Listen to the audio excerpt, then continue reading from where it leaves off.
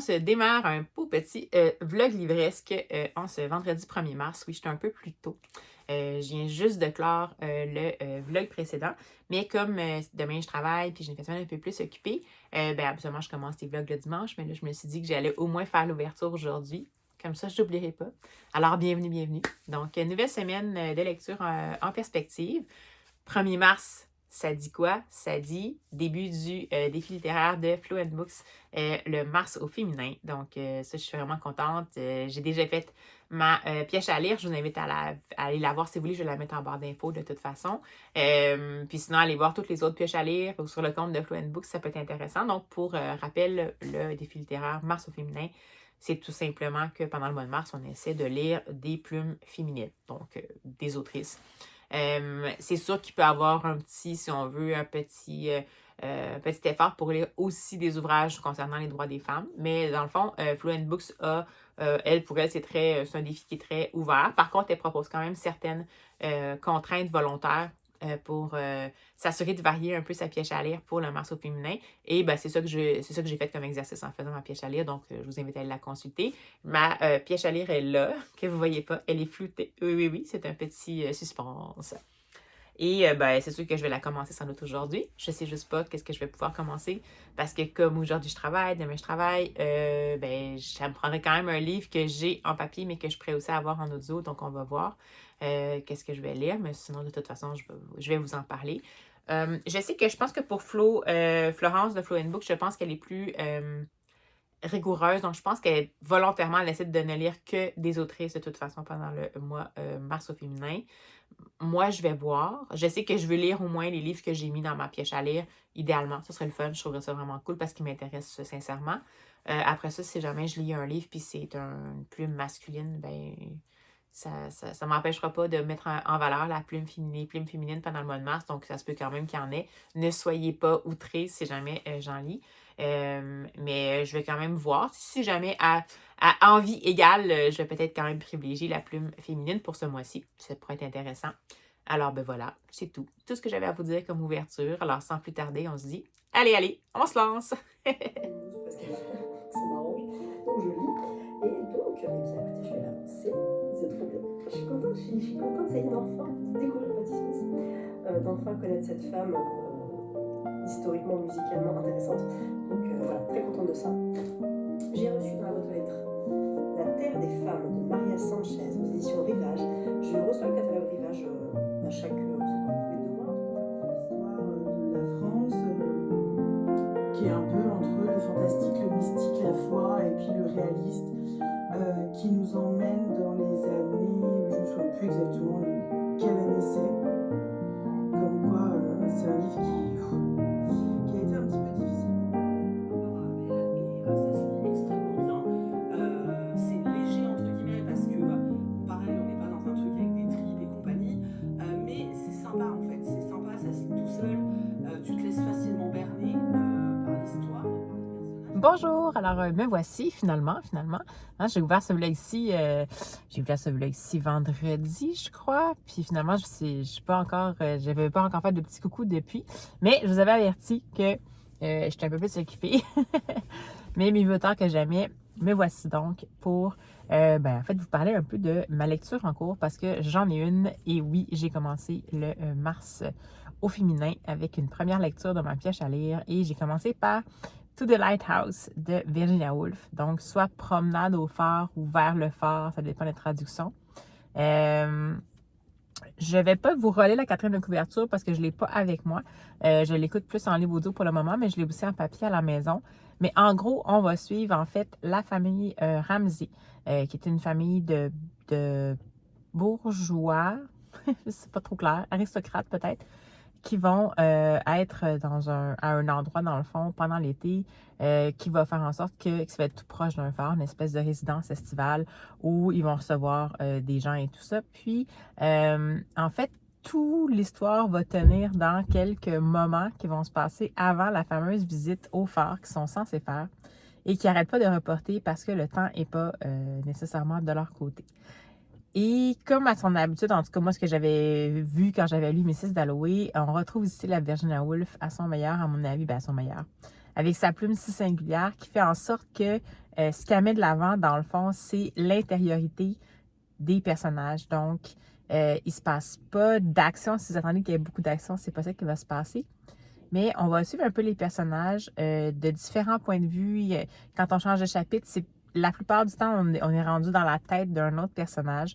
Des fois, on va revenir sur une situation qui vient de se passer, mais avec le point de vue de l'autre personnage.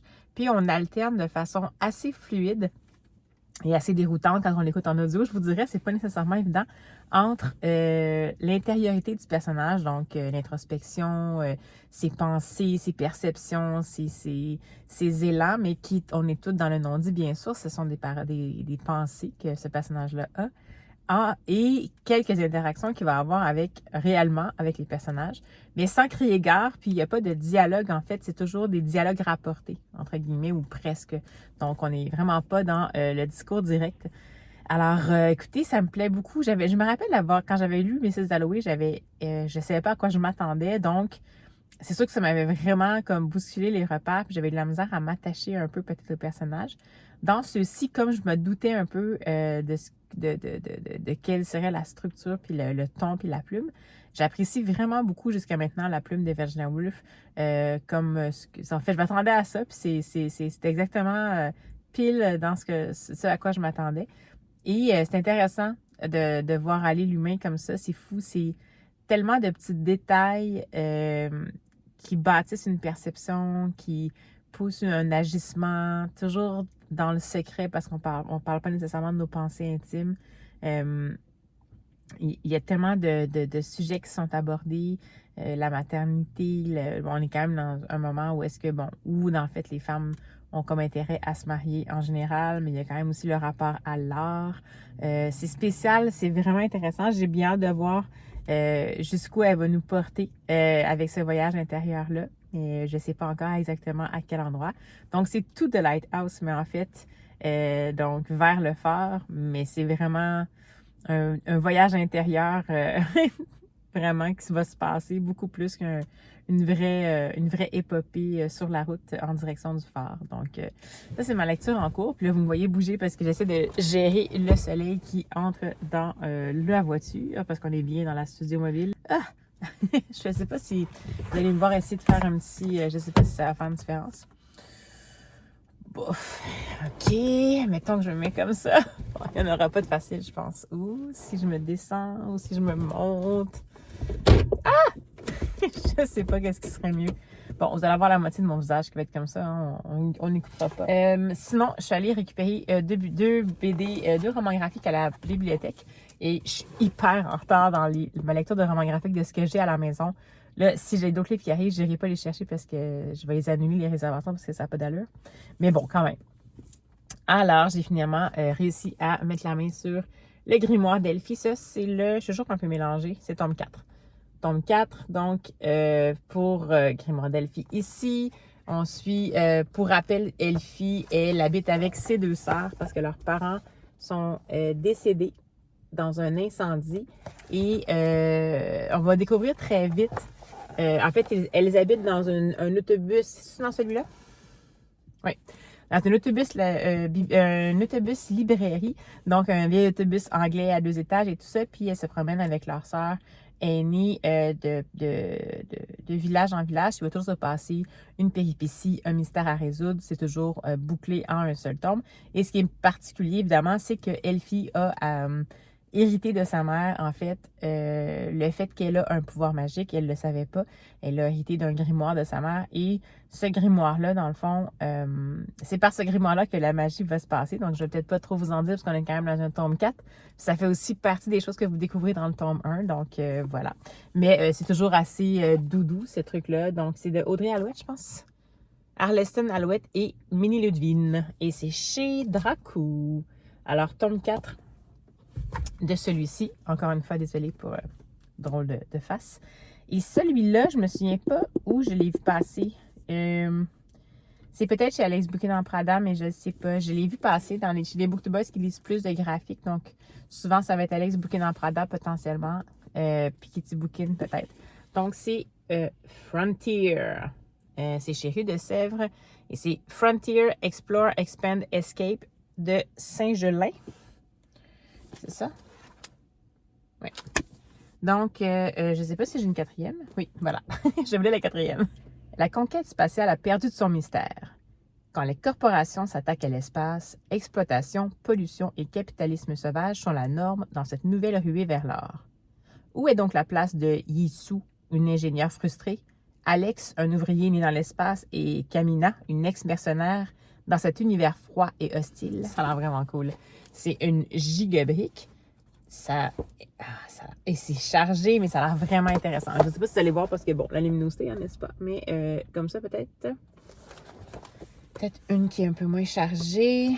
Paysage dans l'espace. Voilà. Donc, ça, j'ai bien hâte de lire ça. Et voilà, c'était les deux BD que je suis allée chercher. Et sur ces bonnes paroles, avec ce savoureux éclairage, on va ici le remettre plein soleil. Donc, attention au bruit. Et oui, c'est ce qui arrive quand on est dans une voiture. Donc, avec ce savoureux... ah, c'est mieux comme ça! Avec ce savoureux éclairage et mon mouvement un peu louche pour me protéger, on va se dire à tout de suite. De toute façon, je vais vous en reparler. Je suis encore vraiment dans ma lecture de To the Lighthouse. Ça me porte... j'ai l'impression que je vais me laisser porter pendant toute la semaine par cette lecture-là. C'est pas une lecture qu'on peut vraiment bousculer. Mais j'ai bien envie de lire un petit essai que j'avais mis qui était un peu dans ma pioche à lire off Mars au féminin. J'en ai une officielle puis une off Mars au féminin que j'ai faite mais qui ne rentrait pas dans les catégories. Donc, le petit opuscule de Clémentine Beauvais sur la lecture, ça se peut que je décide de découvrir ça. On va voir en parallèle. Puis, il va falloir quand même que je lise des graphiques parce que j'en ai vraiment beaucoup. Demain, j'ai congé, donc on va voir ce qui va se passer. Puis, j'ai aussi 2 graphiques dont j'ai eu les services de presse via NetGalley. Donc, il faudrait au moins que je commence tranquillement à les lire puis les chroniquer. Donc, c'est ça mon plan des 2 prochains jours. Alors, voilà. Sur ce, à tout de suite. Bonjour. Alors, me voici en ce lundi de congé pour vous parler de ma dernière lecture. Alors, tout simplement, je viens de terminer à l'audio. Finalement, j'aurais même pas entamé la version papier. Le très remuant To the Lighthouse de Virginia Woolf. Alors, ma foi, je suis encore dans l'espèce de vague de sensations, de perceptions, d'émotions que m'a procuré ce livre-là. Ça a été complètement un coup de cœur. Donc, comme je vous dis, peut-être que comme c'était pas mon premier Virginia Woolf, je m'attendais un peu à son style d'écriture. Puis, je m'en suis délectée, tout simplement. C'est vraiment une histoire sans histoire, mais pourtant, il y a tellement d'histoires qui est racontées entre les lignes. Peut-être des histoires qui sont racontées entre les lignes, puisqu'il y a plusieurs histoires. C'est l'histoire de l'humanité, c'est l'histoire de ses élans, de ses émotions, comme je vous disais un petit peu plus tôt, de tous ces non-dits. C'est l'histoire de rendez-vous manqués, l'histoire de la soif de reconnaissance, au masculin à l'époque où ça s'était écrit, la soif de reconnaissance au féminin en tant qu'artiste. Donc, il y a vraiment un personnage, là, Lily, qui est un personnage qui est une peintre, puis on reconnaît dans le fond, elle a vraiment le goût de justement être reconnue, puis elle doit faire face en fait à une vision très patriarcale et très limitante de la part de la société qui est plutôt en train de dire que les femmes ne peuvent pas écrire, les femmes ne peuvent pas peindre. C'est vraiment, je ne sais pas comment vraiment décrire ça, je pense pas que je vais pouvoir vous en parler beaucoup parce que c'est sûr que quand je vais essayer de vous raconter un peu ce que c'est, je vais sans doute être un peu à côté de la plaque parce que c'est une expérience en soi. Donc, c'est un Virginia Woolf avec sa plume tellement travaillée, en même temps tellement accessible. Elle nous propose de se laisser porter, vraiment, comme je vous disais, au cœur de l'intériorité de chacun de ces personnages. Donc, on va apprendre à les connaître au fur et à mesure du temps qui passe, mais il ne passe pas si vite que ça. En fait, il y a 3 parties. Donc, vraiment, la première partie, ça se passe dans un temps très restreint. C'est le fameux moment où, comme je vous dis, on est dans une résidence d'été de monsieur et madame, j'ai soudainement un nom, monsieur et madame Ramsey et leurs invités, et on va les suivre dans le fond, autant monsieur et madame Ramsey, leurs 8 enfants, je pense, ou 6 enfants, je ne suis pas certaine, il me semble que c'est 8. Les invités qui sont là, la fameuse Lily, on va apprendre à aller à leur rencontre, apprendre à suivre leurs essais un peu vains d'entrer en contact les uns avec les autres. On est vraiment dans le début de soif d'émancipation potentiellement des femmes, mais en même temps, le côté très authentique d'avoir envie de ressentir l'envie de s'inscrire dans des rôles qui sont prédéterminés. Donc, même si, par exemple, Madame Ramsey a parfois la soif d'être un peu reconnue parce que c'est quelqu'un quand même intelligente, qui veut faire autre chose, en même temps, son mari, il a l'air de l'aimer beaucoup, mais c'est comme un peu un bully. Donc, c'est un peu quelqu'un qui est timide. C'est quelqu'un qui est timide avec tout le monde. Il fait des crises un peu assez immatures quand il n'y a pas qu'est-ce qu'il veut. Mais en même temps, il est là pour elle, puis il a vraiment besoin d'elle. Donc, c'est toute la notion de aussi, c'est quoi l'amour? Est-ce que l'amour n'est pas toujours raisonnable? Est-ce que quand on s'engage envers quelqu'un, on renonce à être soi? Ça, on est toujours un peu sur cette thématique-là là, pour Virginia Woolf. Mais j'ai vraiment adoré ce roman-là. C'est sûr que là, j'ai fait le choix de l'écouter. En ce qui me concerne, ça a été la meilleure voix. Je pense que j'arriverai quand même à le lire, mais en tout cas, la narratrice que j'ai eue dans la version que j'avais était vraiment intéressante. Puis elle savait vraiment comment faire respirer le texte de Virginia Woolf. Puis ça m'a vraiment permis de me laisser porter. J'ai complètement adoré ça. Pourtant, je pensais pas. Tu sais, bon, Mrs. Dalloway, je pense que c'est un peu c'est celle qu'on connaît un peu le mieux. Mais c'est quand même un peu ça aussi. C'est vraiment... c'est essayer de faire le portrait du macro, donc de la société, mais à travers le micro, donc l'intériorité, dans le fond, des personnages. C'est un peu le même principe pour celui-là. Donc, vraiment, complètement subjuguée de cette lecture-là. Bien contente. Première lecture du Mars au féminin. Ça met la barre haute pour les autres. Mais bon, ça va. Alors, bon, j'avais décidé, comme je vous disais, d'inscrire cette... ben, en fait, si je vous disais, si vous n'avez pas vu ma vidéo de piège à lire, vous ne savez peut-être pas, mais je vous invite à aller la voir si vous voulez plus de détails. Mais dans les catégories qui étaient proposées par Flow & Books, j'avais décidé de mettre cette lecture-là dans les autrices queer. Mais tu sais, il y avait d'autres catégories qui étaient aussi une femme qui a marqué son temps, évidemment qu'elle aurait pu être là-dedans. Mais bon, je décide de la mettre là, mais finalement, ça reste vraiment une impulsion du moment. L'important, c'est juste que je voulais le lire. Puis bon, ben écoutez, assez que je pense que je vais commencer à collectionner les versions. C'est ça que vous connaissez. Quand je commence à collectionner les versions dans ma bibliothèque, c'est parce que c'est vraiment, ça m'a plu. Donc, parce que là, j'ai la version un peu paperback, là, c'est pas très... c'est pas la grosse... c'est pas le gros plaisir de lecteur, disons, là-dedans. Mais je vais essayer de voir si je peux me trouver dans une édition peut-être reliée un peu pour avoir... le garder précieusement dans ma bibliothèque. Fait que c'est ça. Donc, je vous disais, je regarde ici à l'entrée que le nom des 3 parties. Donc, le premier, c'est The Window, donc la fenêtre. Time Passes pour le deuxième et The Lighthouse qui est la 3e partie. Et dans le fond, entre la première partie et les 2 dernières, il y a un espace, une période de 10 ans qui s'étale, donc auquel on n'a pas accès. Mais on va comme aller reprendre en fait l'action 10 ans plus tard à partir de la partie 2 et 3. Donc voilà pour ma lecture complètement... Encore une fois, je vous le montre sans arrêt. Je suis comme ça. Je suis vraiment comme enthousiaste. Alors voilà pour la lecture en cours. La lecture terminée, pardon. Puis là, bien évidemment, la question va se poser sur qu'est-ce que je vais lire pour la suite. En plus, c'est pas des choses auxquelles j'ai accès en lecture audio pour la plupart. Alors, je vais quand même essayer de faire avancer un peu les choses. Puis, j'avais le choix dans ma pile officielle, parce que dans ma pièce à lire officielle, j'avais le choix entre plusieurs livres et j'aurais peut-être envie de lire le Charbon bleu d'Anne Loyer, roman historique dans le milieu minier au 19e siècle. Donc ça, peut-être, Condition de la femme, milieu minier, ça m'aurait peut-être tenté. Sinon, est-ce que je commence Tsubaki? Donc, est-ce que je me lance dans ce qui était conseillé comme en dehors de ma zone de confort? Mais c'est tellement une série que je voulais depuis longtemps, puis c'est une petite plaquette de rien du tout. Même si ça ne doit pas se lire rapidement, seulement c'est assez lent, mais c'est 114 pages, peut-être même que je pourrais lire aujourd'hui. Ou alors, je m'en vais hors piste et je vais dans ma pile qui est non officielle et dans laquelle je vais un peu insérer tout ce à quoi je pense pendant le mois de mars que j'ai envie de lire. Puis si c'est par des autrices, ça va être dans ma pile non officielle. Voilà, j'ai une nouvelle mode. Peut-être que je pourrais juste lire mon petit feuillet de Comment jouer de la lecture par Clémentine Bovet.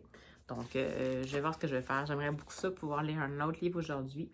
Mais je ne veux pas nécessairement, comme là, je suis encore dans l'espèce d'état qui suit la fin d'un coup de cœur. Donc, je sais pas trop. Je sais pas si je vais dans la fiction parce que ça va peut-être être en comparaison un peu. C'est peut-être un peu difficile, dans le fond, de faire la comparaison entre les deux. Donc, en même temps, c'était comme un peu.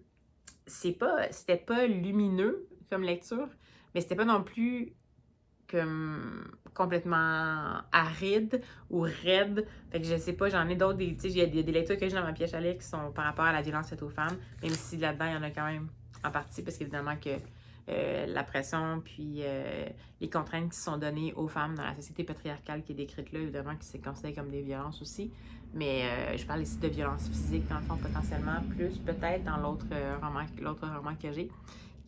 Pas plus peut-être, des violences physiques. Donc, l'autre que j'aurais qui pourrait être par rapport à avoir un lien avec ça, c'est Myriam Taze.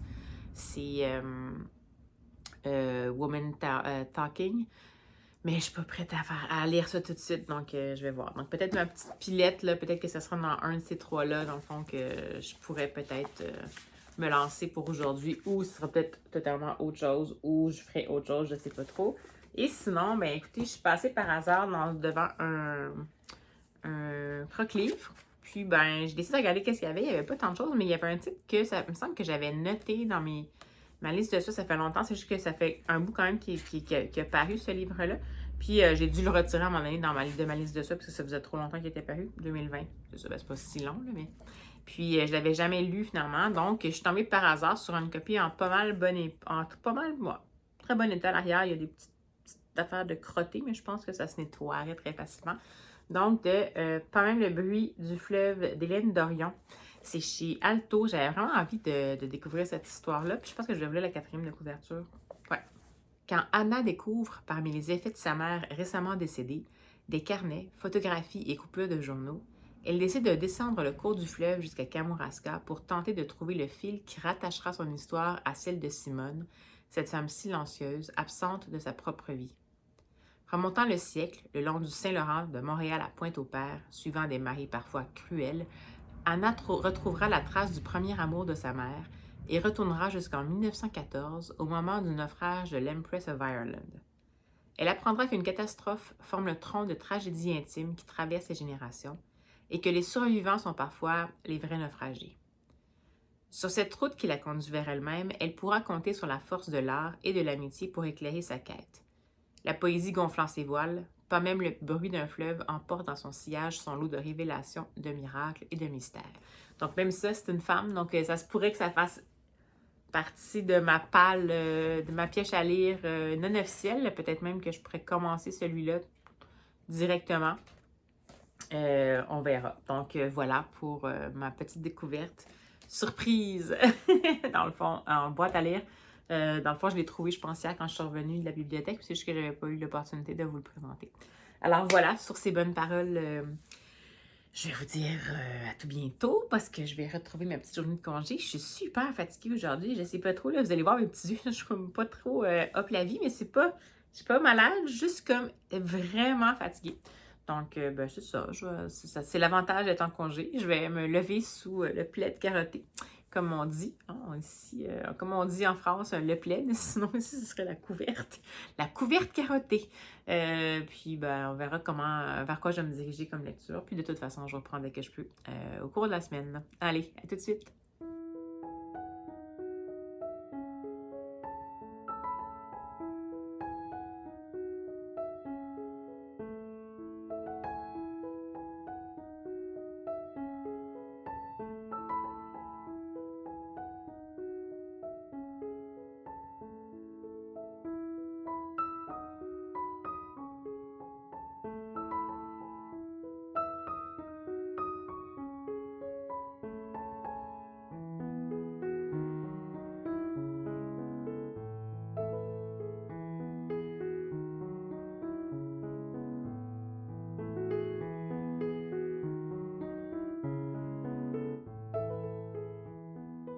Bonjour!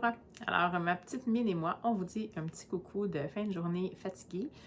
Encore une fois, si vous avez été un peu tanné d'entendre cette rengaine-là pour le mois de janvier. Mais bon, malgré la fatigue et les microbes, visiblement, j'ai réussi quand même à lire un petit livre dont je vous avais parlé, qui était en fait Comment jouir de la lecture de Clémentine Beauvais. C'est publié dans la collection Alt et c'est chez La Martinière. Si vous ne connaissez pas cette collection-là, c'est chouette. C'est des petits documentaires, des essais éclairs, mettons, pour ados, mais pas que. Et ça aborde toujours des sujets un peu d'actualité par des auteurs et des autrices différents. Et j'aime beaucoup le côté punché un peu de la collection. Donc, on se contente de peu de mots pour provoquer la réflexion. Et dans ce cas-ci, ça m'a vraiment plu. C'était quand même un coup de cœur. Clémentine Beauvais, bien entendu, vous allez me dire, ça parle de lecture, alors c'était prévisible. Mais en fait, je vous dirais que c'était pas un... C'est un essai qui m'a quand même confrontée dans le sens que elle va nous parler pour elle de comment faire pour jouer de la lecture. Puis on n'est pas vraiment dans l'approche Danielle Pénakienne, dans le sens où la lecture plaisir, la lecture passeur, par la lecture plaisir, on arrive peut-être à d'autres types de lecture. En fait, c'est peut-être pas si loin.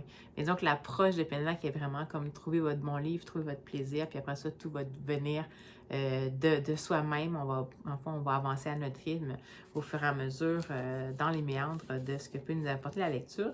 Mais elle, ici, elle fait vraiment une distinction assez claire par rapport au plaisir de lire. Donc, elle oppose le discours qu'elle appelle réac, qui est un peu un discours de la lecture un peu élitiste. Donc, on lit pour avoir lu, disons. On lit des auteurs reconnus qui ont passé à travers le temps. On lit parce qu'on a l'impression qu'on va lire les, entre guillemets, bons auteurs. Au discours de la lecture plaisir qu'elle appelle, qui est à ce moment-là vraiment le côté on laisse les jeunes choisir, ils vont aller vraiment dans la lecture plaisir. Puis pour elle, il n'y a comme pas de bonne réponse. Il y a seulement, pour elle, c'est important que la lecture plaisir côtoie l'identification de ce qui nous fait plaisir, donc une espèce de petit côté un peu plus analytique. Et puis, elle cite d'ailleurs plusieurs façons d'identifier qu'est-ce qu'on aime dans la lecture. Je sais pas moi, la galvanisation politique. Je fais des citations des pages 14 et 15 de cet ouvrage-là. Donc, la galvanisation politique, les aspirations fantasmatiques de Madame Bovary, évidemment, mais aussi un appétit encyclopédique à la Hermione Granger. Bref, il y en a plusieurs. Puis c'est plus un appel à la conscience à la conscience du plaisir de lire puis de ce qui nous fait avoir un plaisir de lecture. Mais donc, c'est peut-être pas une lecture aussi, entre guillemets, bonbon, passive, sans analyse qu'elle met de l'avant. Donc, oui, pourquoi pas. Je sais pas encore si je suis d'accord ou pas, mais c'est intéressant comme piste de réflexion. Puis c'est drôle parce que j'ai un peu poursuivi cette réflexion-là involontairement parce que j'ai découvert, bon, sans doute sur le tard, là, désolée, les podcasts de le Book Club, c'est de Louis Média, L-O-U-I-E Média. Donc, je mettrai le lien en barre d'infos si jamais vous n'avez pas, comme moi, connu ça. Et parce que dans une des plateformes que j'ai, j'avais accès à certains podcasts, puis j'avais pas nécessairement envie de lire un livre audio dans mes déplacements. Dans le fond, j'ai vu qu'il y avait ça, puis ça parlait surtout d'auteurs dont j'avais envie d'entendre parler. Donc, il y avait un épisode sur Mario de Muraille, un épisode sur Titiou le coq. Donc, j'ai écouté au complet celui sur Mario de Muraille et étrangement, elle parle justement de ces deux niveaux de lecture-là. Donc, pour elle, elle va toujours garder la lecture plaisir en premier niveau. Puis elle, comme elle étudie en lettres, elle va avoir la lecture analyse poussée pour en comprendre les mécanismes. Et pour elle, c'est un plaisir de comprendre un peu, c'est comme aller apprendre en fait c'est quoi le tour de magie du magicien pour voir comment ça fonctionne. Donc, je préfère peut-être, sans doute que ça se rejoint, en fait, je préfère que ça se rejoint un peu comme vision des choses, mais j'aime un petit peu mieux la formulation de Mario de Muraille. J'aime mieux cette formulation-là, on dirait qu'elle est comme un peu bienveillante, mais en même temps, elle appelle à quelque chose de plus approfondi, mais bref. Donc, c'est drôle parce que ces deux choses-là vont vraiment bien ensemble. Donc, si jamais vous lisez Comment jouir de la lecture de Clémentine Beauvais, je vous recommande vraiment d'écouter le podcast de 45 minutes, l'épisode de 45 minutes, qui date quand même, ça remonte à 2019, mais de Mario de Muraille, qui aborde entre autres 3 de ses lectures marquantes, mais qui par la bande va aborder aussi son approche à la lecture. Donc voilà, recommandation croisée. Hein? Je ne pourrais pas dire que j'ai pas essayé. Alors, excellente lecture. Ça ne faisait pas partie officiellement de ma pioche à lire officielle, comme je vous disais, de mon Mars au féminin, mais j'ai décidé de me partir une pioche à lire non officielle. Donc, comme je vous disais, le off Mars au féminin. En fait, le off pioche à lire. Donc, il va rejoindre cette catégorie-là. Mais vraiment, celui-là, je pense que sérieusement, c'est une petite opuscule. Au Québec, ici, je pense que c'est 6,95, je crois. Donc, ça vaut vraiment la peine. Je sais que ça a l'air un peu comme texte, mais celui-là, il vaut le coup. Donc, précipitez-vous, il vient juste de sortir. C'est pas toujours en grande quantité dans les librairies, donc allez-y. Sinon, en bibliothèque peut-être, mais je peux vous dire. Puis là, je fais un petit appel aux auditeurs, bien humblement. Mais La Martinière, si vous voulez quand même que ça... Je comprends qu'il faut que ce soit vendu pour que ce soit rentable pour les éditions, mais si vous voulez que ça soit diffusé dans les bibliothèques, des formats comme ça, brochés un peu à la manière des zines, c'est intéressant. Ça coûte peut-être pas cher à produire, mais c'est compliqué pour les bibliothèques. Souvent, il faut les faire relier et tout. Donc, voilà. C'est juste plus difficile de se rendre jusqu'en bibliothèque. Je trouve ça dommage. Ce serait le fun qu'il y ait un accès généralisé à ça. Donc, voilà. Sinon, ben écoutez, j'ai reçu un autre colis entre-temps, parce que c'est comme ça la vie. Donc, voilà, ça va se multiplier, je vous avertis, là, mais là, c'est comme ça. Je me souviens même plus exactement si c'est dans celui-là ou dans les autres que j'avais quelque chose que je voulais vous montrer, mais je vais l'ouvrir. Je vous avertis, ça va comme faire du bruit, mais vous voyez que maintenant, je me mets en accéléré. Alors, préparez-vous mentalement, c'est parti.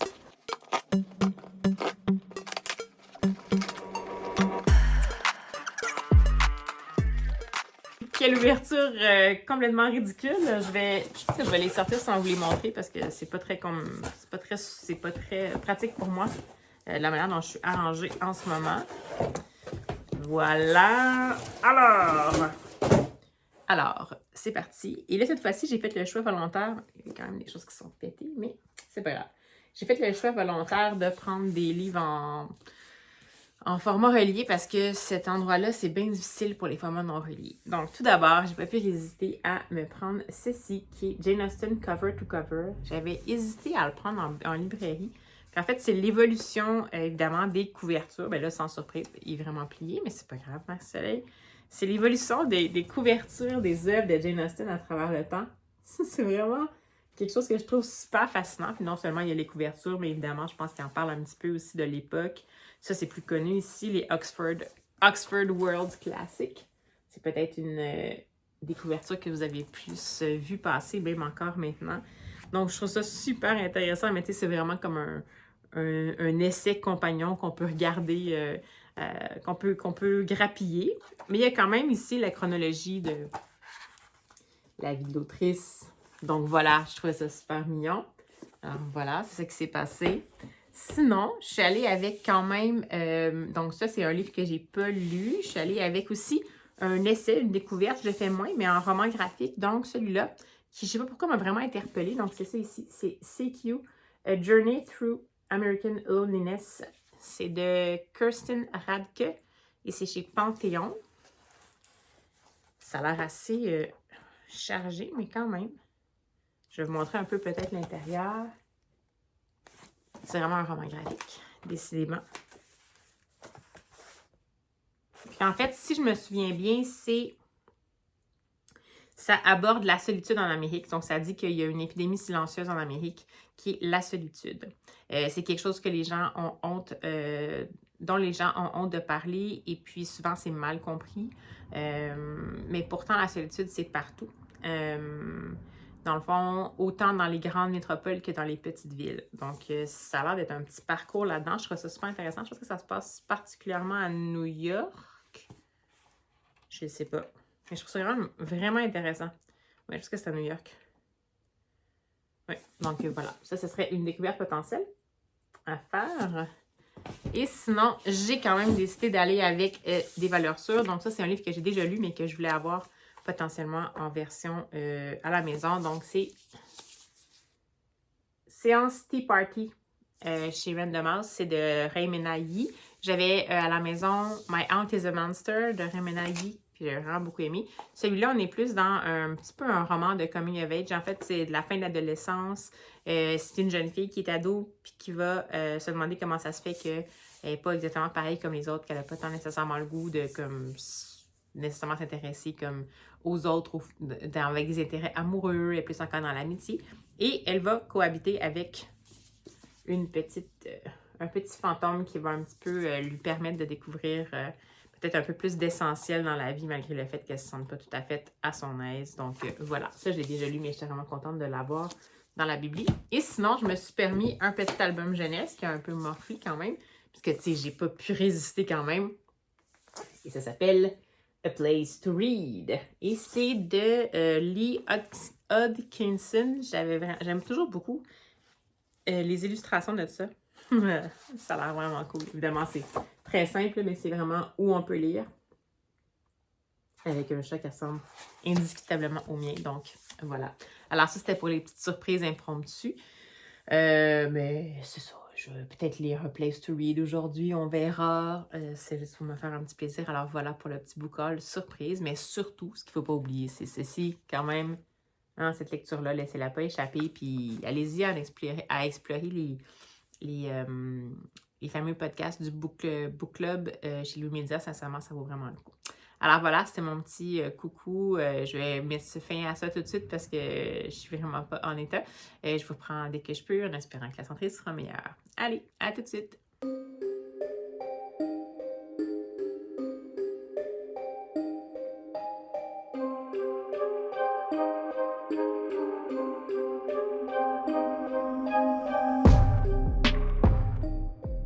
Bonjour, alors c'est mercredi, chronique du midi.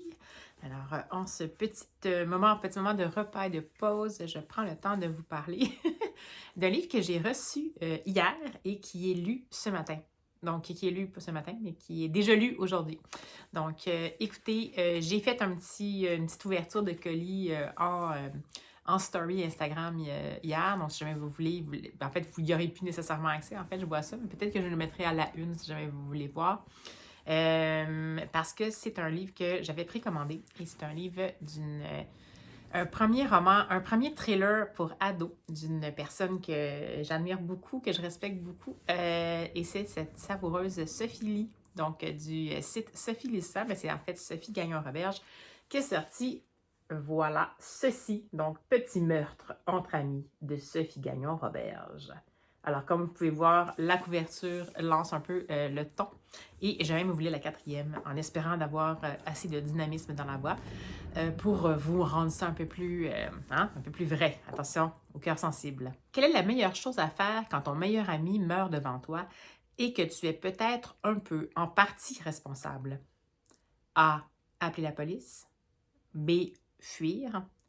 Ou C. Cacher le corps et dire qu'ils avaient un plan. Alors, je vous remonte quand même la 4e. Ça ressemble à ça ici. Alors, vous pouvez voir cette fameuse Sophie Gagnon-Roberge, Sophie Lee, et la couverture, la 4e en arrière.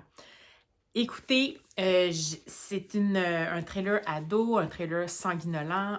Vous me connaissez depuis longtemps. C'est pas nécessairement mon genre de prédilection, c'est-à-dire que j'ai lu quand même beaucoup de littérature jeunesse, moins de littérature pour ados, et je lis peu de thrillers sanguinolents. Donc, déjà en partant, c'était quelque chose qui me sortait de ma zone de confort, mais en même temps, j'étais tellement curieuse de voir la plume de Sophie Gagnon-Roberge en fiction, parce qu'elle avait sorti, elle a sorti des petits opuscules, d'ailleurs mémorables et très remuants, qui sont plus de l'ordre du récit poétique en vers libre, en fait, chez Héritage, la collection unique, que je vais vous mettre la vignette. Mais c'est la première fois que c'était sa plume que je la voyais en fiction. Donc, par curiosité, j'ai ouvert la première page en me disant aussi bien me lancer directement. Et je peux vous dire que j'ai ouvert la première page hier soir après le souper et j'ai refermé la 4e de couverture 2h30 plus tard. Donc, je l'ai lu d'un coup. Je l'ai lu, peut-être que je me suis arrêtée 2-3 fois parce que c'est un thriller, donc la tension est super élevée. Puis j'avais comme besoin de temps pour comme me calmer un petit peu l'expectative, comme on dit. Écoutez, comment on pourrait décrire ça? Bien, vous avez vu dans le fond la 4e. On va suivre dans ce roman-là une bande d'amis un peu hétéroclites et qui habitent à nulle part. Nulle part? Oui, c'est ça. Donc, dans le village de nulle part. Ils vont ensemble, dans le fond, à l'école secondaire. Et on va y retrouver ici Anneli. Je vais essayer de pas en oublier, n'est-ce pas, dans la bande. On va retrouver Anneli, Raph, Lou, Ed et Nash. Donc, qui sont un peu l'espèce de noyau qui évoluent ensemble. Ils ont chacun leur tempérament, chacun leur réalité. Et bon, ce qu'on apprend dès le départ, c'est qu'il semble déjà y avoir un peu de tension, disons, entre différents personnages. Anneli est un peu jalouse de Raph, qui est pourtant son meilleur ami, un de ses grands amis, parce que Raph sort avec Lou et Anneli a un intérêt pour Lou, qui s'appelle Louise d'ailleurs. On découvre le nom au fur et à mesure, mais je ne vous dirai pas tout, c'est quoi. C'est pas mal tout des diminutifs, donc je ne vous vendrai pas la mèche pour les autres, ça vaut quand même le coup. Entre autres choses, ainsi qu'on voit que Ed est dès le départ quelqu'un qui va évoquer le problème, en fait, du racisme, entre guillemets, ordinaire et dans le sens de la vie de tous les jours auquel il doit faire face. Nash, on sent que c'est un jeune anglophone qui est arrivé un peu plus tardivement dans le village, mais dont le père est un peu un genre de magnat de la place, il possède comme toute la place, dont l'usine et tout ça. Anneli, sa maman, est infirmière. Ils ont vraiment de la difficulté à joindre les deux bouts. Et Lou ça fait 1, 2 ou 3 ans qu'elle est arrivée, je pense, dans le patelin et tout ça. Donc, bref, ce sont des ados, ils ont leur réalité, ils sont d'accord, ils sont pas d'accord, ils ont des émotions et tout. Bref, c'est comme ça que ça part. Or, on va comprendre bientôt qu'il y a un spectacle un genre de cégep en spectacle, mais c'est nulle part en spectacle ou nulle part en show, je me souviens plus, qui va bientôt avoir lieu, dans le fond, au village, et pour lequel, cette année, il y a un prix à la carte, une bourse de 10 000 $. Et pour lequel Anneli participe puis veut vraiment gagner parce qu'elle en a marre de rester dans ce village-là, puis elle veut vraiment partir, puis pour elle, gagner, c'est l'opportunité de pouvoir partir. Donc, Anneli, c'est quelqu'un qui fait du théâtre, qui est vraiment doué et tout ça. Et elle va réaliser dès le départ qu'en fait, Raph, son meilleur ami, en collaboration avec sa bonne amie Lou, mais qui, bon, visiblement... on dirait que peut-être que sa fidélité n'était pas nécessairement à la bonne place, mais donc Raph s'est aussi inscrit, puis son numéro est vraiment comme flamboyant, donc c'est un grand dessinateur de talent et tout, puis c'est super accrocheur, puis mais Anneli tout de suite va dire c'est sûr qu'il va gagner, puis bref, elle voit ses chances s'amenuiser, et dès le départ, elle va tout de suite se dire il faut que je fasse quelque chose, pour que la chance tourne en ma faveur, parce que je ne peux pas laisser cette opportunité-là partir au vent. Je ne peux pas laisser Raph trahir comme ça, puis décider de partir comme ça, puis lui, puis ça loue et tout. Donc, ça, c'est les bases. Et évidemment, après, il y a un petit plan qui va se passer, un plan de, disons, de mise à l'écart forcée pour Raph. Pour faire en sorte qu'il ne puisse pas vraiment participer. Et ce plan-là, comme vous pouvez peut-être vous en douter, va peut-être pas se passer exactement comme prévu. Donc, rapidement, en fait, on va tomber tout de suite dans l'action dès les premières pages. On est dans un rythme, on est dans un thriller. Il n'y a pas de description au départ. Là, ce dont je vous ai parlé là, c'est ce qu'on apprend au fil peut-être des 30 premières pages à travers les dialogues, l'action, ce qu'on comprend entre les lignes, les petits bouts d'introspection que chacun des personnages va vivre.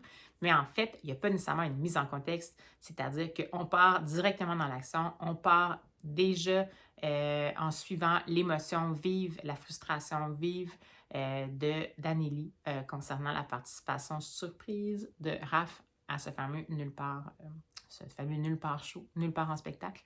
Et tout va débouler assez rapidement. On va voir l'action se dérouler par le biais de différents personnages. Donc, il va y avoir une certaine alternance des narrations. C'est intéressant, tout ça, ça va multiplier les points de vue. On va avoir le temps, je vais vous le montrer parce que c'est quand même super intéressant, ça m'a vraiment intéressé. On va avoir le temps réel qui est en chapitre comme ça, donc imprimé ici, page blanche et tout ça. On va avoir éventuellement et très rapidement une espèce de retour en arrière qui va se passer la journée du fatidique dérapage.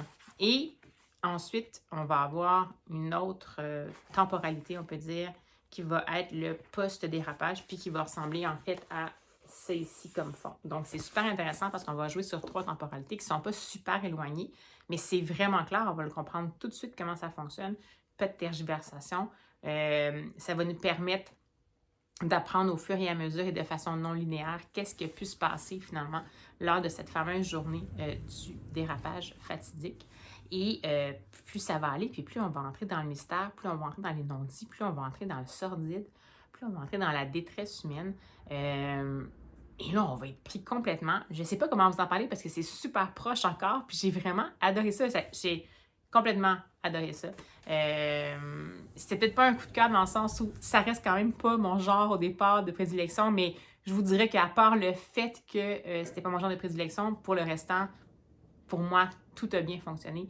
Les personnages sont bien construits. On comprend tout de suite c'est quoi leur caractère, comment on pense qu'ils vont pouvoir agir. La situation est amenée de façon super malicieuse, dans le sens que c'est tricoté en 3 temporalités à travers différents points de vue, mais c'est comme super fluide, on est zéro perdu. On en apprend au fur et à mesure, comme ça un petit peu on zappait d'un poste à l'autre, puis que là on était au cœur même d'une enquête, qu'on reçoit en fait des informations de différentes personnes, puis qu'il faut qu'on essaie de se faire une espèce d'idée sur la situation. Ça joue sur les préjugés qu'on peut avoir par rapport à certains personnages. Ça joue sur la moralité, entre guillemets, de ce que nous, en tant qu'humains, on peut penser d'un personnage, d'une situation. Dans le fond, ça joue là-dessus. Et ce que j'ai trouvé de complètement remarquable, puis là, je vais vous dire, puis ça va être drôle parce que vous connaissez mon opinion sur les romans à message, mais à travers ce thriller-là, parce que c'est en fait un thriller tout le long, on veut savoir qu'est-ce qui va se passer, on veut savoir le fameux dérapage fatidique, comment ça va, comment le nœud va se défaire, est-ce qu'il va se défaire le nœud, est-ce que qui va être impliqué là-dedans, sur qui ça va avoir un impact, est-ce qu'il y a vraiment une porte de sortie pour les gens qui sont impliqués là-dedans. Mais dans le fond, par la bande, ça va aborder également énormément de problématiques, entre guillemets, pas associées nécessairement juste à l'adolescence, mais quand même, dont, et là, c'est pas une liste exhaustive, mais je vous dirai pas qui et à quel moment, mais j'aime quand même mieux vous en parler parce que c'est sûr que peut-être que pour certains, ça peut être peut-être pas un traumavertissement, mais juste pour vous dire, dont, entre autres, la première fois, donc la première relation sexuelle, la notion de consentement, la violence à la maison, donc entre parents et enfants, le racisme, l'intimidation, le profilage racial, l'orientation sexuelle, l'homosexualité complètement intégrée, mais je veux dire, oui, c'est sûr que c'est évoqué, mais c'est surtout l'orientation sexuelle, les premières relations amoureuses, pas nécessairement dans un cadre hétérosexuel, ça c'est super cool. À part ça, quoi d'autre? Mais bref, vous voyez un peu qu'est-ce que je veux dire. C'est bien, également, évidemment, en fait, une très bonne représentativité, dans le fond, dans les personnages aussi, parce qu'évidemment, on a des personnages, dans le fond, de diverses ethnies qui parlent différentes langues, qui ont différents milieux familiaux, qui ont différentes conditions sociales, donc c'est super intéressant.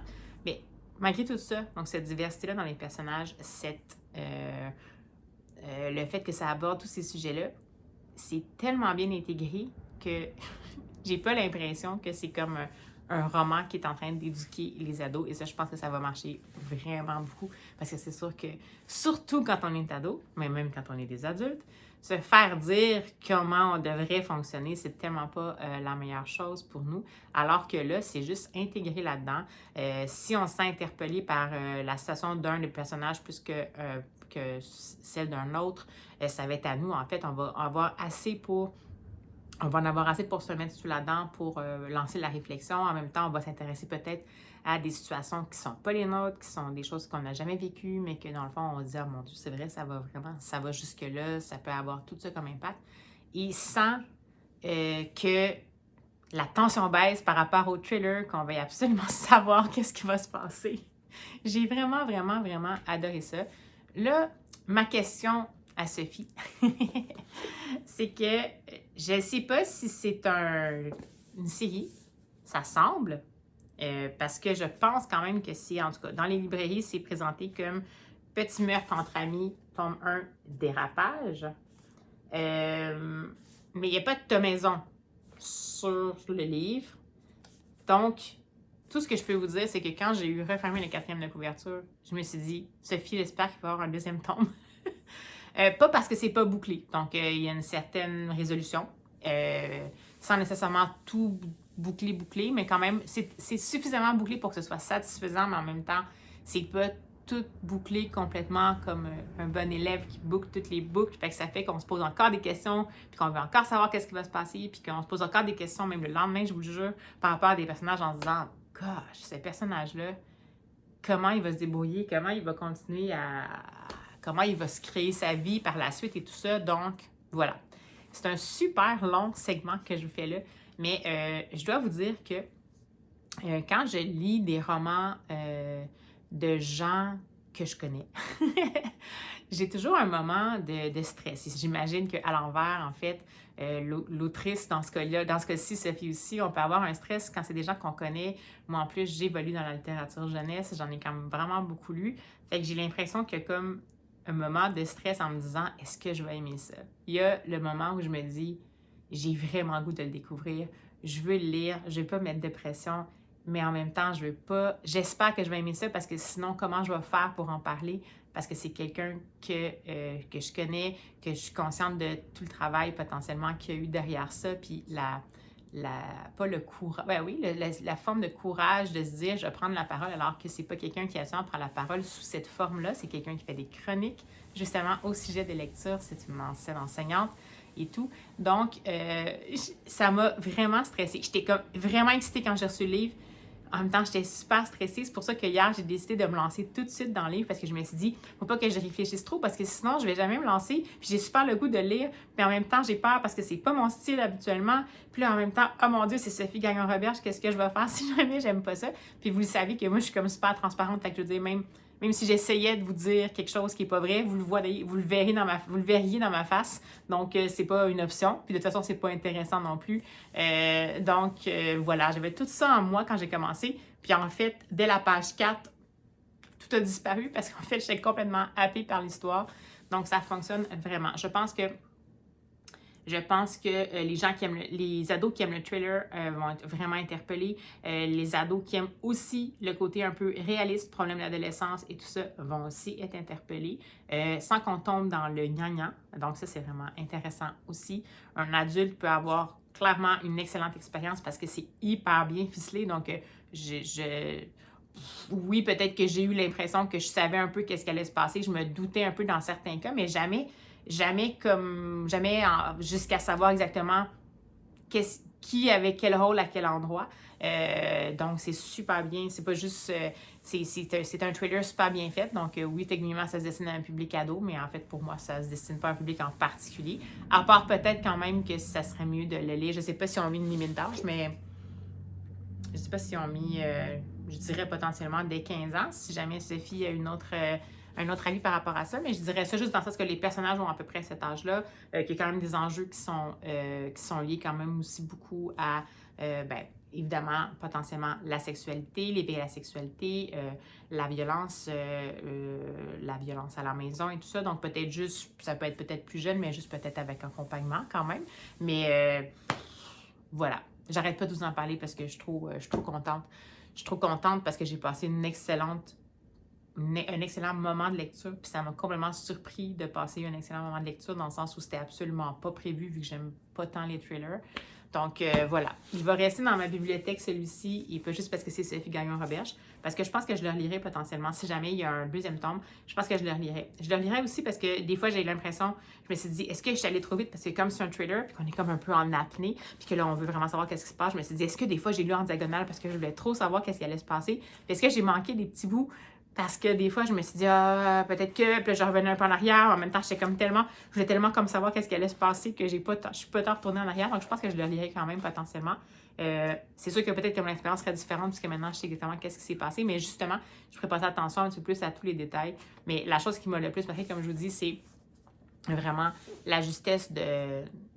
En fait, l'originalité de l'intrigue, l'habileté avec laquelle la trame était tissée, puis vraiment les personnages, on s'attache vraiment aux personnages, même si c'est pas super top toujours qu'est-ce qu'ils font, mais on s'attache vraiment aux personnages, sauf peut-être à des personnages adultes, mais encore là, est-ce qu'on s'attache vraiment à ces personnages-là? Est-ce qu'on les aime? Est-ce qu'on les aime pas? Je vais pas trop vous en dire. Ça reste que globalement, on arrive tellement à bien saisir qui ils sont que finalement, on arrive à avoir justement une émotion par rapport à ces personnages-là, puis à se demander qu'est-ce qui va arriver avec leur vie par après. Alors, sur ces bonnes paroles, je vais arrêter ce segment-ci quand même. Donc, écoutez, lisez-le, ce livre-là. Il vient tout juste de paraître. En fait, il paraît aujourd'hui, le 6 mars, donc il devrait être en librairie pour vous sous peu. C'est chez les éditions Les Malins. Et puis, ben, lancez-vous. Mais je vous avertis, il faut que vous ayez un petit... Ben là, moi, j'ai lu ça en 2h30, mais c'est écrit très gros à l'intérieur. Donc, ça se lit vraiment bien. C'est 230 pages. Dépendant de votre vitesse de lecture, ça peut être un petit peu plus long, mais c'est tellement haletant que je pense que même si habituellement vous lisez plus lentement, vous n'aurez pas le choix de lire plus rapidement pour cette fois-ci parce que vous allez vouloir savoir ce qui va se passer. Alors voilà, donc c'était ma lecture, cette première pour Sophie Gagnon-Roberge, donc un premier trailer pour ados. Alors je vous dis à tout de suite!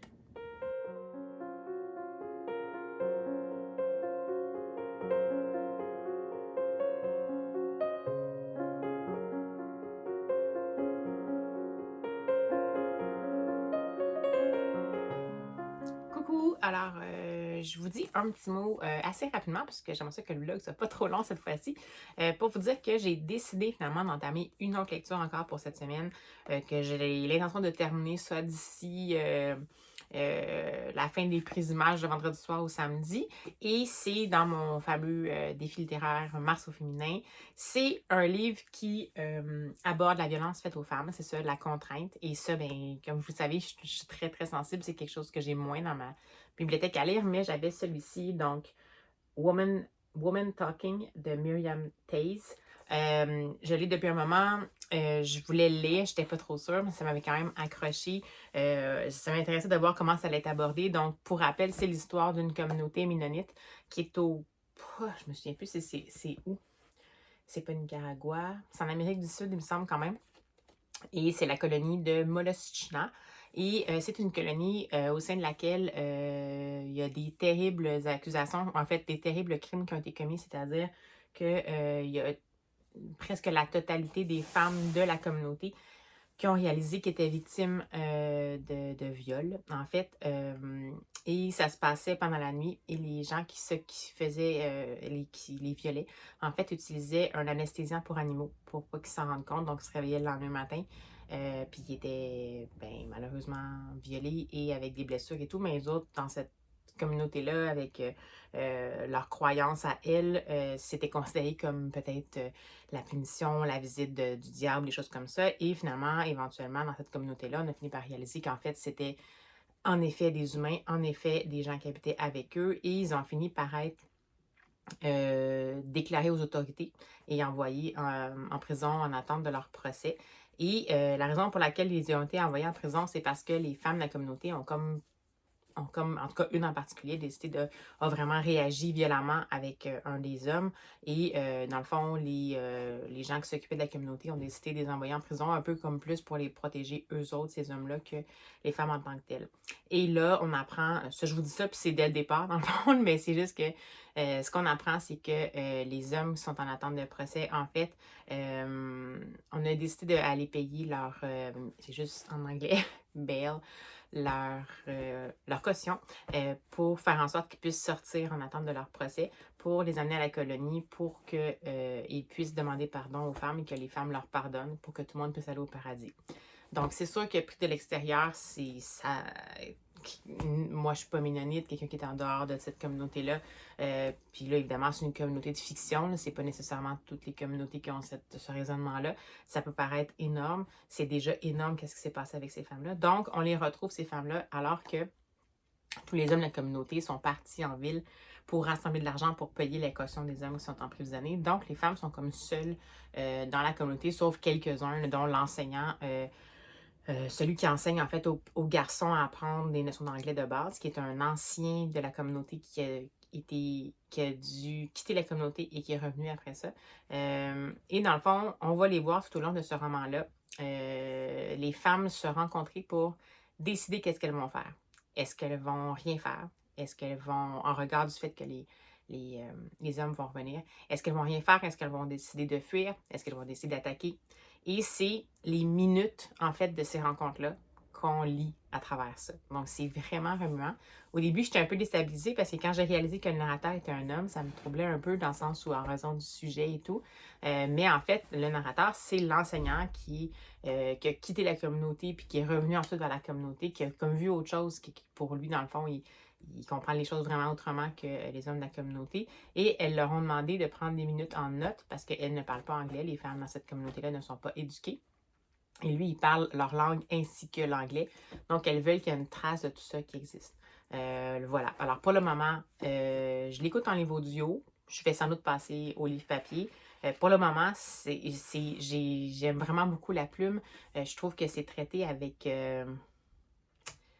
sobriété et justesse. Je me demandais comment ça allait être traité. On apprend bien entendu des bribes d'informations concernant les abus. C'était toujours aussi terrible, mais on n'est pas pour le moment dans la reconstitution des faits en tant que tels pendant des longues pages et tout ça. On est vraiment dans le point de vue des femmes. La parole est laissée aux femmes dans toutes les nuances de réaction possible à ces situations-là.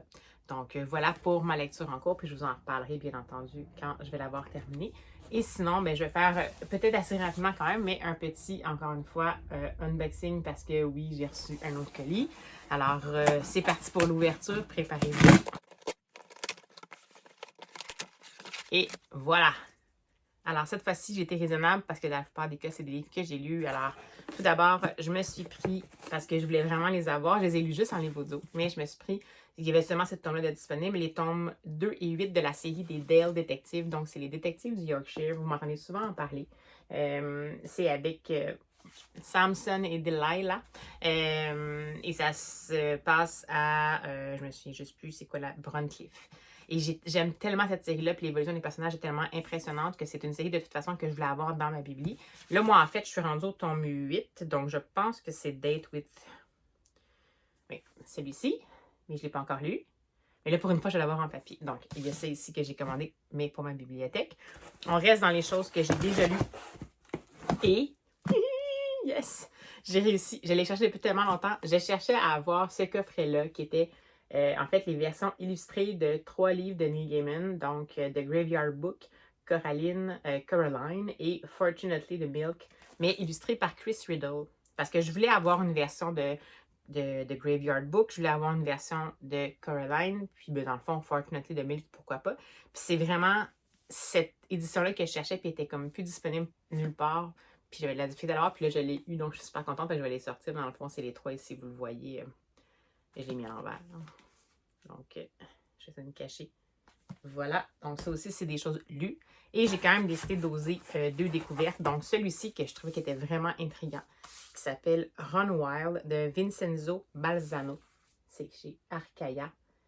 Et en fait, c'est l'histoire de la fin des civilisations. Il y a seulement 2 personnes qui vont rester, donc un frère et une sœur, Eva et Flynn.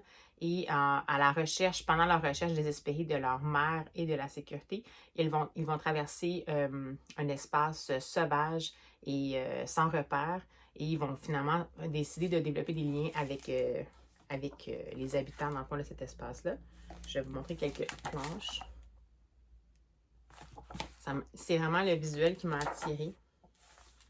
J'étais vraiment intriguée. Donc, ça, ce serait une découverte potentielle. Et enfin, celui-ci aussi, c'était une découverte. J'ai décidé de me lancer dans les albums pour enfants. Donc, et cette fois-ci, c'est plutôt une biographie pour enfants. Et c'est The Curious Story of Edward Gorey, Nonsense. Donc, Edward Gorey, c'est l'illustrateur un petit peu glauque qu'on associe beaucoup à l'univers Tim Burtonesque, qui est né en 1925 à Chicago. Et c'est super. Dans le fond, c'est un illustrateur que j'aime vraiment. Et j'avais comme envie de voir. J'aime toujours beaucoup ces biographies illustrées-là pour enfants. Donc, celui-ci. Et voilà. Alors, ça clôt mon petit unboxing éclair, mais je vais surtout me replonger dans ceci parce que c'est vraiment prenant. Et entre deux siestes, parce que non, j'ai pas encore atteint mon état de guérison. Donc voilà, d'où mes gicéennes en dessous des yeux. Alors, ben, je vais vous prendre dès que je peux, quand j'ai terminé ma dernière lecture de ce vlog-ci, c'est-à-dire Woman Talking. À tantôt! Et bonjour, alors je vous fais un rapide coucou pour clore le vlog. Sur fond d'horloge grand-père, je viens de réaliser que peut-être que vous allez l'entendre en continu, mais c'est pas grave, ça fera un petit peu plus, c'est un petit peu plus pittoresque. Alors, parce que j'ai terminé hier ce très remuant opus, donc Woman Talking de Myriam Taze. C'est ce qu'elles disent, je crois, en français. Je crois que c'est traduit chez Boréal, je vais vous mettre la vignette. Écoutez, ça a été, je ne sais pas si on peut dire un coup de cœur, parce que c'est vraiment plus une claque. Ça a été une lecture coup de cœur, une lecture coup de poing, mais en même temps, ce que j'ai vraiment apprécié, j'avais peur de lire ça, si vous vous souvenez bien, parce que ça aborde vraiment la violence faite aux femmes. Puis là, c'est vraiment une violence, j'en ai parlé un petit peu, c'est quoi la prémisse dans la communauté ménonite dont il est question ici dans la fiction. Et j'avais peur parce que je savais que c'était inspiré d'un fait réel. Donc, c'est pas un récit, mais c'est inspiré d'un fait réel. Puis, dans le fond, l'autrice a décidé de donner la parole aux femmes en imaginant potentiellement si les femmes avaient pris la parole dans cette circonstance-là, ou peut-être qu'elles l'ont prise également, on ne saura pas en fait, mais donc elle a imaginé ça pour donner la parole aux femmes. Et j'ai tellement trouvé que c'est vraiment parfait pour moi comme lecture. Ça a été un 5 sur 5. Je trouve que les personnages étaient finement ciselés. Ils n'étaient pas en une dimension. Chaque personnage avait sa part d'ombre, sa part de détermination, ses secrets, ses non-dits et tout. Et tout au long de ces 2 journées-là de parlementerie, entre guillemets, d'échanges en mode survie, ce qu'on voit surtout, c'est vraiment la naissance, en fait, de ces femmes-là. Donc, en fait, c'est qu'ils décident de prendre en main leur destin. Donc, c'est pas tant une fuite, c'est qu'ils décident de prendre en main leur destin, peu importe quelle sera la décision à laquelle ils vont arriver. Puis, elles décident par elles-mêmes de s'inventer une démocratie dans laquelle elles ne vivent pas vraiment dans la communauté. J'ai trouvé que c'était tellement bien fait parce que, justement, chaque personnage va avoir ses moments de doute, chaque personnage va avoir ses moments où il va devenir le leader par la force des choses, il va avoir des écueils sur leur chemin, mais en même temps, c'est pas... Autant c'est grave, autant on est complètement pris à la gorge par certaines évocations de situations. On se dit, mon Dieu, mais comment j'arriverai à faire comme ça?